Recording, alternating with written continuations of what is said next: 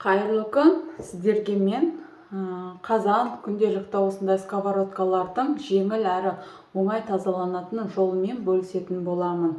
Видеоны соңына дейін көру арқылы біле алатын боласыздар. Мынау менің күнделікті жұмыртқа және де баклажан қуыратын сковородкам еді. Шеттері майланып қалған, соны осындай бір керемет әдіспен тазалап алдым. Мына ситамда да дақ қалған еді, оны да тазаладым. Крышкаларының өзі жып-жылтыр. Мынандай арасындағы қуыстағы майларының бәрі бір мезетте алынып түседі.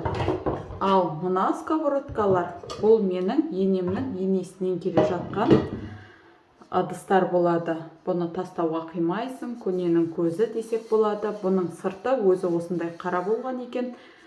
Осылай қайнатудың арқасында осындай артық майларының барлығы оңай әрі жылдам тап-таза болып алынды.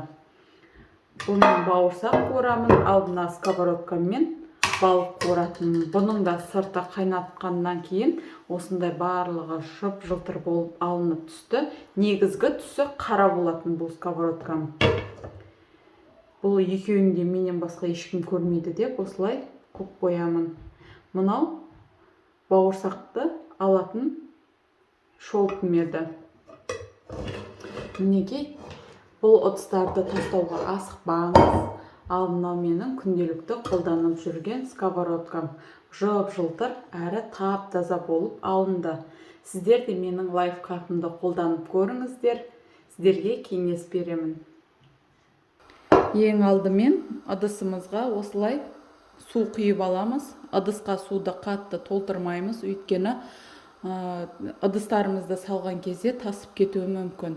Ең алдымен бір кесе белизнаны құямыз. Бір кесе порошок. Және де осылай бір сабынды турап саласыздар. Мен де білмеймін, что-то үйдегі сабын қызарып кетіпті. Бұл кір сабын. Екі түрлі сабынды іздеп жүріп тауып алдым. Міне, жақсылап араластырамыз. Және де одан кейін 3-4 қасық пісте май құйып жібереміз.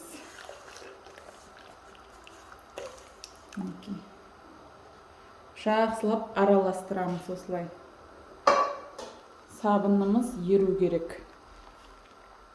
Үйдегі осымен бүкіл ыдыстың барлығын, қолданатын майлы ыдыстардың барлығын, және де газдың решеткілер болады ғой, соларды да тазалап алсаңыздар болады. Күшті тазалап шығады. Міне, біздің сабынымыз еріп жатыр жайлап. Енді үйдегі барлық ыдыстарды сала берсек болады. Мынау менің бауырсақ пісіретін, балық қуырғанда пайдаланатын шолпым. Біраз уақыт болған пайдаланбағаныма, осыны салайын деп жатырмын. Және де мынаны мен қанша жудым, азилетпен де жудым, кетпеді. Осы сүзгішімді де бірінші салып алайын деп жатырмын. Мынандай крышка барлық ыдыстардың барлығын осы неге саламын. Шетінен сала бересіздер. Бірінші тазалау деген ыдыстарымды тазалап аламын, салып аламын.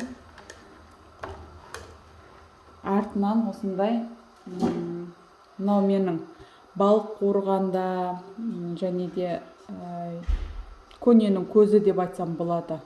Көреміз, бұл тазалана ма, тазаланбай ма. Осы лайфхакты жасап көрем қазір осыған. Осылай қайнатамыз барлығын.